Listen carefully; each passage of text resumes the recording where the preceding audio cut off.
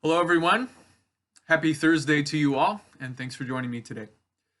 We're going to continue looking at the Psalms together, and we're going to look at Psalm 3 today. We looked at Psalm 1 2 days ago, Psalm 2 yesterday, Psalm 3 today. But a little bit of context before we get into Psalm 3 today.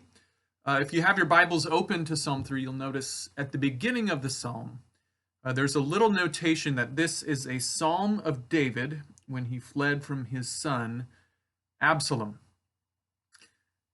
David's family, even though he was a king, his family was no different than our families. He too had a lot of dysfunction in his family, and his son Absalom was trying to kill him. And so David had to flee for his life from his own son. And this is what King David, says in the midst of all of that. Hear the word of the Lord from Psalm 3. O Lord, how many are my foes? How many rise up against me? Many are saying of me, God will not deliver him. But you are a shield around me, O Lord. You bestow glory on me and lift up my head. To the Lord I cry aloud, and he answers me from his holy hill. I lie down and sleep. I wake again because the Lord sustains me. I will not fear the tens of thousands drawn up against me on every side.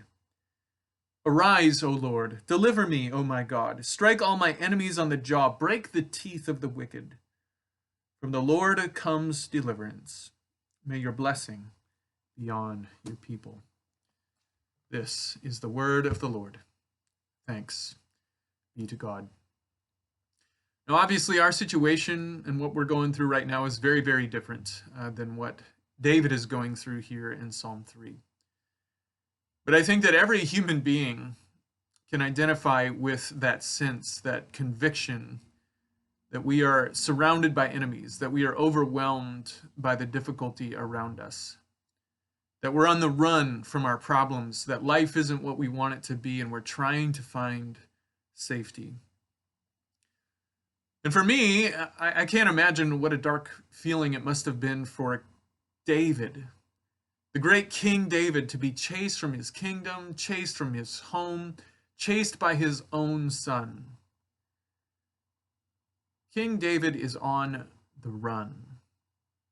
And so here in Psalm 3, we have this great king, so powerful, the greatest king in the history of Israel, and he is reduced to running away. And it's so amazing to me that in the midst of being on the run, being chased from power by his own son, it's amazing to me that King David is so quick to express his trust. David cries out to God in the midst of all of this difficulty and acknowledges that his foes are many and that there are many people saying that God won't deliver him. But he right away professes that God is his shield, that God is the one who lifts up his head, that it is the Lord who sustains him. Well, this has come up in a few of our devotionals so far, and I'm guessing it's going to come up again, but we're talking about today, once again, the importance of trust. King David, could no longer trust his own power.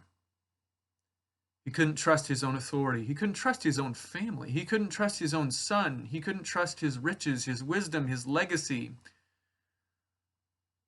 But all of the difficulty that he faces, and despite being chased away from all that he knew, it does not make him run from God. No, in Psalm 3, it's clear that even though David is on the run, he is running to God. He's on the run, but he's drawing closer to God. He's reaffirming his faith. He's reaffirming the Lord as his source of protection and provision. And he's doing all of this in the midst of something that is really, really messed up.